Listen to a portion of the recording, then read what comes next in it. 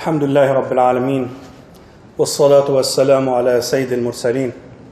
Amma ba'd, Allah Tabaraka wa Ta'ala says in His glorious book in Surah At-Tawbah, in the ending of verse 34 of chapter 9, وَالَّذِينَ يَكْنِزُونَ الذَّهَبَ وَالْفِضَّةَ وَلَا يُنْفِقُونَها فِي سَبِيلِ اللَّهِ فَبَشِّرْهُمْ بِعَذَابٍ أَلِيمٍ.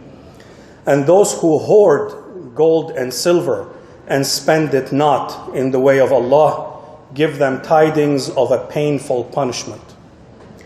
Hoarding is withholding. You know, it's a human sickness, whether it's a material thing or whether it's money. But this verse is talking about hoarding money. It's shunned in the Quran. It's the refusal to spend. Allah provides, but the person does not want to pay zakat, does not want to spend charity, just wants to take. So that is hoarding, and that is shunned in the Quran. And the verse also has a hidden meaning behind it. Is the intent of earning should not be based on your need. When you go out to earn money, to earn wealth, you're supposed to earn beyond your need. So you'll have extra to share with the ones who cannot work and cannot support themselves. So the verse is implying that you're supposed to go out there, seek a living, enough for you and extra to support others in ways of charity and in ways of zakat. So the purpose is to spend this extra money in ways that Allah Tabaraka wa Ta'ala likes. And He told us of what pleases Him. Spending it on the orphans, spending it on the infirm, and on the travelers who lost their money. And there are so many venues that one can spend to seek Allah's pleasure. So gold and silver denote monetary ability, because at one point all of the currencies were based on gold and silver. So don't just take gold and silver as gold and silver, but it's money. Anything that can be spent, in credit cards, dollars, whatever it is, it's all covered. All types of income and all kinds of spending is covered under this verse. So one should earn more than what he needs and then spend the extra to help others. And Allah says, fi sabilillah. And fi sabilillah in the ways of Allah is a very general term. Very general. It covers everything that pleases Allah, in the way of Allah. So whether it's, you're supporting orphans, whether you're building hospitals, building schools, building masajid, helping the poor, paying somebody's debt who cannot afford to pay his debt. So many things fall under fi sabilillah. Anything that's good, anything that Allah sanctions falls under fi sabilillah. So the venues to seek Allah's pleasure are unlimited.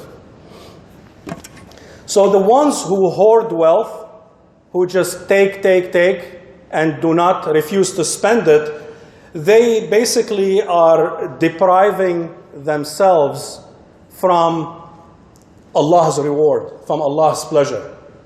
They live poor to die rich. Some people have no idea that they're millionaires until they're dead. They lived like somebody who couldn't afford, a sandwich for lunch, but they were hoarding all this stuff and refusing, to spend it. So they missed out on this great reward, and then they leave it behind for their inheritors to spend in Allah's cause, and then they get the reward, while the person who slaved to earn it gets nothing.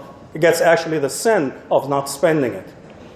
So the two functions of wealth is to support yourself and your family. I mean, that's the primary goal why we go out and earn a living. You want to eat, you want to support your family, you want a house, you want a car, you want to live an honorable living and not have to go and beg for things. That's one function of it. That's why you go out and you earn. And the second one should be to come closer to Allah with that action. So these are the two main functions of wealth in Islam. If you want the ways that please Allah, you support yourself and your family so nobody's needy, and then you spend it in the ways to get close to Allah and the ways that He approves. So wealth in itself must never be the goal. It's a tool. You look at it, money is a tool. And the older you get, that concept actually gets more firm in the mind, because when you're young, all you're focused on, earn, I need to get wealth, I need to buy stuff, and then once you get older and older, you'll start looking at money as like, it's a tool. As long as you have enough, you don't care if you get extra, you spend it.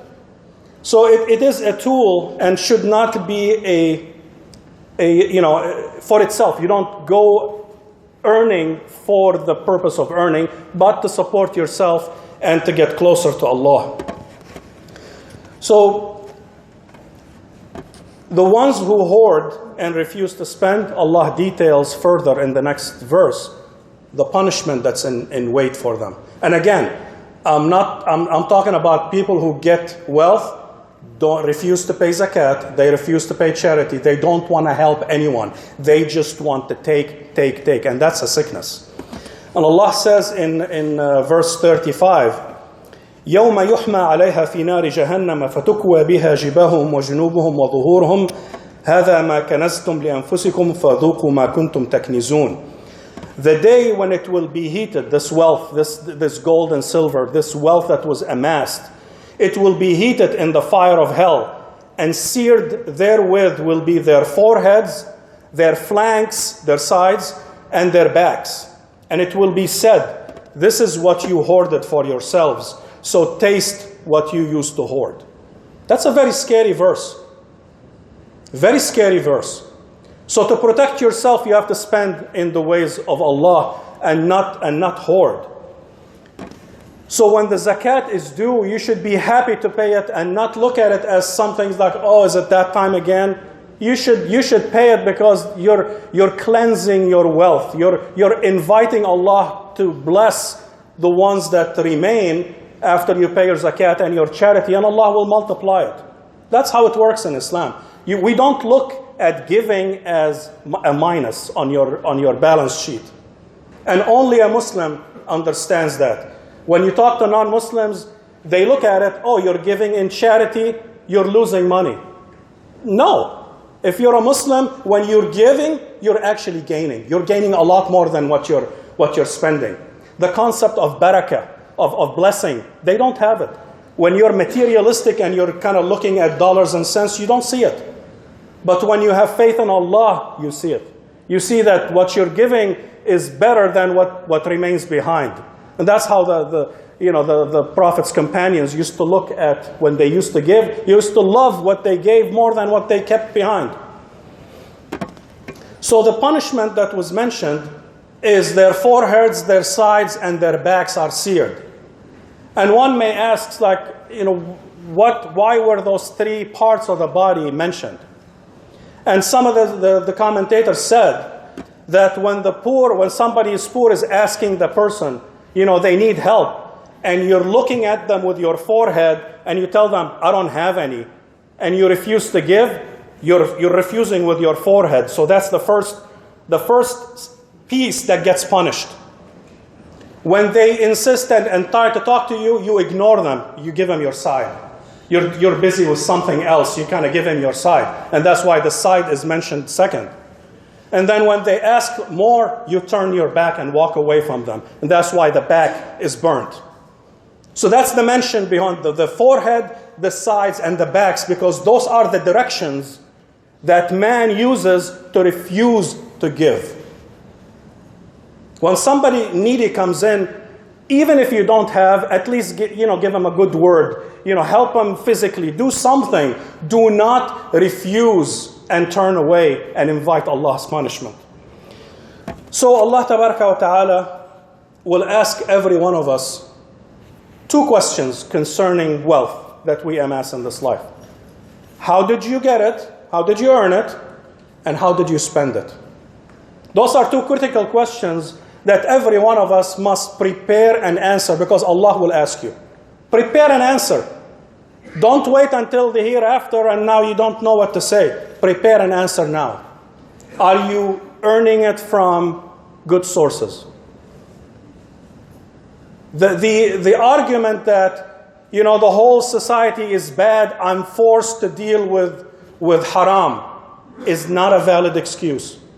Not a valid excuse. Even if you're going to die of hunger and the only job available is a bartender. No. You have to get it from honorable sources. And Allah tests every single one of us. He tests us to see, are you going to say no and wait for something good to open up? Or are you going to say, I'm just like everybody else. We'll just go with the flow. That is not an argument that is acceptable by Allah. And the people that think that way are opening themselves to a big punishment. So earning it has to be from good sources, and spending it has to be from, in good ways, in ways that please Allah. No waste, no cheating, no lying, no hoarding. All of these, every single one of us will be responsible for. So you think about that when you have wealth. Think about it. How did I get it? Did I get it from good source? And this is especially for the young guys and gals. Focus on al-halal. And wallah al-azim, Allah will take care of you. Even if you have two jobs, one that deals with haram and one that's completely halal, but one has 5 times more the income than the other, and you choose the lower income because it pleases Allah, Allah will never make you lose. You never lose with Allah. And you never win disobeying Allah. This is a rule that has to be cemented in your psyche. That in appearances, it may look like you have lost for a while, but no. With Allah, there is no loss. Allah tests you. And then when you show that you are firm, Allah will take care of you. So, earn from good sources and spend whatever you can. Pay your zakat. And Ramadan is a great time to pay zakat because you don't have to remember. You know that once Ramadan begins, I'm going to pay my zakat. And that's a great way to do it. And then charity is open all year round. There are so many people that are needy. There may come a day where there is nobody needy. You'll have your zakat, you'll have no money and nobody to take it. In the days of Umar ibn Abdul Aziz, the 5th Khalifa, they had that. They had the wealth, but there was nobody to spend it on. We have opportunity to spend on so many projects, here and abroad. And we should take care of it. And don't leave your wealth behind. So in your lifetime, you don't spend it. And then you leave it behind for your children to enter heaven with it. That's the biggest loser. The person who spends all his life earning so somebody can benefit from it is a stupid person, if you mind my saying that. Because if you look at it, it's your money. Use it to get closer to Allah. Use it to enter heaven with it. When you leave it for somebody else to enter heaven with it, and you are responsible for earning it, and you lose because Allah is going to punish you for not spending it, who's the smart person? So we have to pay attention to our earnings and our spending and make sure that we don't turn away needy people. Spend whatever you can. Allah tabaraka wa ta'ala will replace. أقول قولي هذا واستغفر الله لكم فاستغفروه إنه الغفور الرحيم.